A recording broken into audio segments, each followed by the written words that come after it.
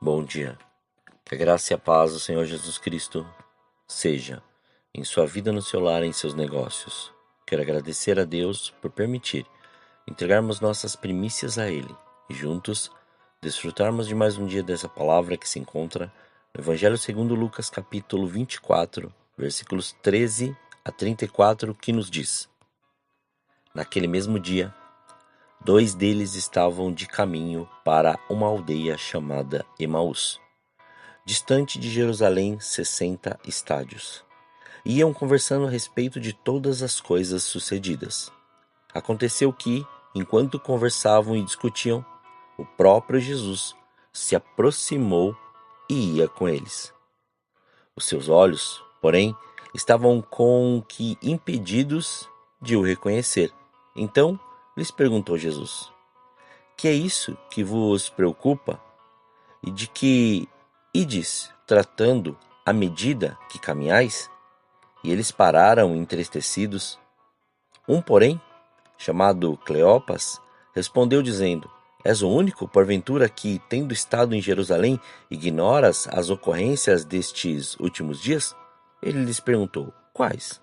E explicaram o que aconteceu a Jesus, o Nazareno, que era varão profeta, poderoso em obras e palavras, diante de Deus e de todo o povo, e como os principais sacerdotes e as nossas autoridades o entregaram para ser condenado à morte e o crucificaram. Ora, nós esperávamos que fosse ele quem havia de redimir Israel, mas, depois de tudo isto, é já este o terceiro dia desde que tais coisas sucederam. É verdade também que algumas mulheres das que conosco estavam nos surpreenderam, tendo ido de madrugada ao túmulo e, não achando o corpo de Jesus, voltaram dizendo terem tido uma visão de anjos, os quais afirmam que ele vive. De fato, alguns dos nossos foram ao sepulcro e verificaram a exatidão do que disseram as mulheres, mas não ouviram. Então lhes disse Jesus: Ó nécios e tardos de coração, para crer tudo o que os profetas disseram. Porventura, não convinha que o Cristo padecesse e entrasse na sua glória? E, começando por Moisés, discorrendo por todos os profetas, expunha-lhes o que a seu respeito constava em todas as Escrituras. Quando se aproximavam da aldeia para onde iam, fez ele menção de passar adiante, mas eles o constrangeram, dizendo: Fica conosco, porque é tarde e o dia já declina. E entrou para ficar com eles. E aconteceu que, quando estavam à mesa, tomando ele o pão, abençoou e, tendo partido, lhes deu. Então se lhes abriram os olhos e o reconheceram, mas ele desapareceu na presença deles. E disseram um ao outro: Porventura, não nos ardia o coração quando ele, pelo caminho, nos falava, quando nos expunha as Escrituras? E na mesma hora, levantando-se, voltaram para Jerusalém, onde acharam reunidos os 11 e os outros com eles, os quais diziam: O Senhor ressuscitou e já apareceu a Simão. Muitas coisas acontecem para esfriar o nosso coração. Por isso, tantas pessoas estão hoje frias. Jesus mesmo avisou que isso iria acontecer quando lá nos mostrou no Evangelho segundo Mateus, capítulo 24, versículo 12, o seguinte: Por se multiplicar a iniquidade, o amor se esfriará de quase todos. Ainda bem que não disse que seria de todos.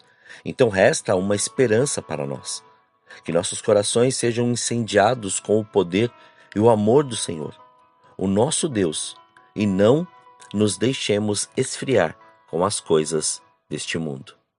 Após a morte de Jesus, os discípulos estavam tristes e desmotivados. 2 discípulos iam embora de Jerusalém, mas era ali que deveriam ficar, esperando a promessa do Consolador. Então Jesus apareceu e caminhou junto com eles para lhes reaquecer o coração.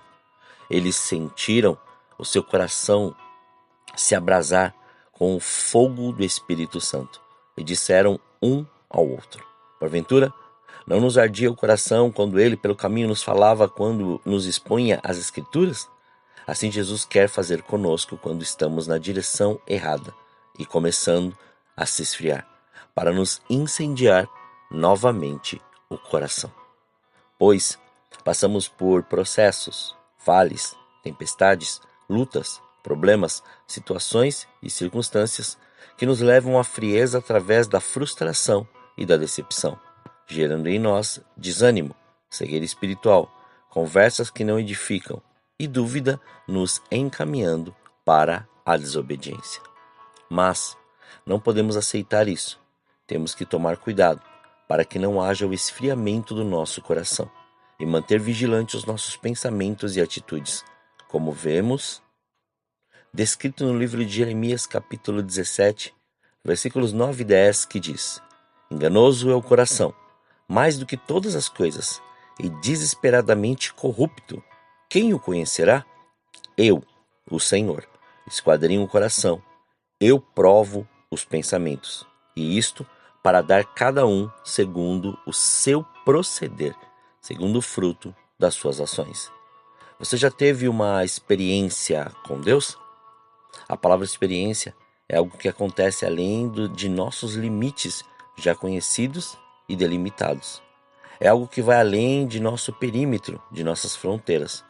Toda experiência me leva a ampliar seus limites. Então, quando falamos de uma experiência com o Senhor, isto se torna ainda mais radical, pois se relacionar com aquele que é o Criador, mas também com o Salvador e com o Consolador. Algo maravilhoso para se viver.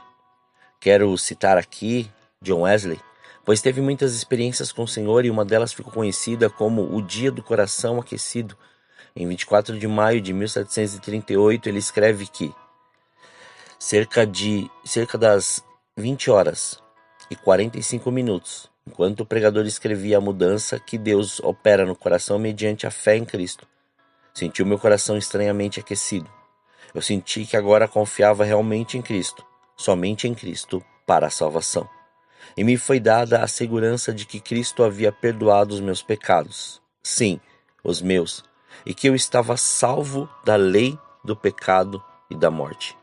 Aquela experiência marcou de forma tão profunda a vida de Wesley que não se conteve somente a ele, mas ele foi tão cheio do Espírito Santo que transbordou para todos à sua volta e marcou profundamente a vida da sociedade inglesa no século XVIII. Assim é a nossa experiência com o Senhor. Por ser algo que vai além de nossos limites, deve então alcançar aqueles que nos cercam. Nossos filhos, nossos pais, nosso cônjuge, nossos filhos, nossos amigos, colegas de trabalho, nosso bairro e todos que precisam ser tocados pela nossa experiência com Deus, pois ela não deve ser solitária. Embora sintamos o toque do Espírito Santo no íntimo do nosso coração, temos que testemunhar deste amor àqueles à nossa volta.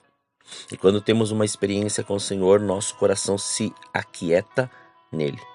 É comum ouvirmos testemunhos de pessoas que se diziam muito ansiosas, inquietas, irritadas e estressadas, e quando passam por uma profunda experiência com o Senhor, um encontro com Jesus, se sentem acalmadas e podem agora descansar nele. Outra característica de nossa experiência com o Senhor é que ela deve ser constante e progressiva. Ou seja, é um caminho onde, à medida que caminhamos com Ele, vamos aprofundando o nosso relacionamento e sentindo cada vez mais seu amor enchendo a nossa vida. A maior experiência é caminhar o resto de nossas vidas com Ele, experimentando tudo o que tem para nós e ganhando o tempo que foi perdido quando estávamos distantes dele. Não faça como os discípulos que voltavam para casa sem Jesus. Permaneça na presença do Senhor e fique atento ao desânimo e à cegueira espiritual, que são sintomas de um esfriamento espiritual. Tome cuidado com as conversas que não edificam e as dúvidas que tiram sua fé. Aqueça seu coração com a palavra de Deus, com uma vida de oração e com a intimidade com o Espírito Santo, além de manter seu coração aquecido, estando sempre em comunhão e cumprindo o chamado que Jesus te confiou. Que possamos seguir buscando ter mais experiências com o Senhor e, como diz na carta aos Efésios, capítulo 6, versículo 10, continuar nos fortalecendo no Senhor e na força do seu poder. Nós ainda não vimos nada, grandes coisas o Senhor tem para nós. Mantenha seu coração aquecido nele. Oremos. Pai, nós te louvamos e te agradecemos. Graças te damos por mais este dia. Obrigado pela sua presença, obrigado pelo seu amor. Como somos gratos por mais esta oportunidade, mais este fôlego de vida que o Senhor nos dá. Somos gratos pela sua presença, pelo seu amor, pela sua graça. Nada é maior, Pai, nada é maior que a sua presença. Por isso consagramos desde já este dia, consagramos nossas vidas, que venha o seu reino, que venha a sua glória, que manifeste o seu poder. Livra-nos do mal, livra-nos da tentação, livra-nos de tudo aquilo que o inimigo tem lançado contra nós. Mas faça-nos, Pai, faça-nos perceber e ter o discernimento de como agir em cada situação. Não deixe faltar o pão na mesa deste teu filho. Antes, mostre e revele todo o seu querer. Pois assim como foram com esses discípulos, assim seja conosco, Pai. Não nos deixe, Pai, ficar fora ou nos afastar daquilo que o Senhor tem planejado e daquilo que o Senhor tem proposto. Pois muitas vezes as pessoas têm ignorado o seu chamado, ignorado a sua ordem, ignorado, Pai, aquilo que o Senhor estabeleceu para que seja cumprido. Muitas vezes estão tão presos às coisas desta terra que estão esquecendo de viver e aguardar a tão esperada promessa. Então, Pai, em nome de Jesus, cada vez mais alinha-nos à sua palavra, alinha-nos ao seu querer, alinha-nos à sua graça e à sua glória. Que o Espírito Santo de Deus nos direcione em tudo o que formos fazer, para que a sua glória se manifeste através de nós. Muito obrigado, Senhor. Consagramos este dia, consagramos nossas vidas, consagramos tudo diante do seu altar, para que o seu nome continue sendo glorificado, exaltado e engrandecido em tudo que fizermos. Muito obrigado. Assim oramos, agradecidos, em nome de Jesus. Amém. Que você tenha um dia abençoado na presença do Senhor, e quem vos fala é o pastor Leandro Araújo, da Igreja Apostólica Caminho de São Paulo, capital. Deus te abençoe grandemente.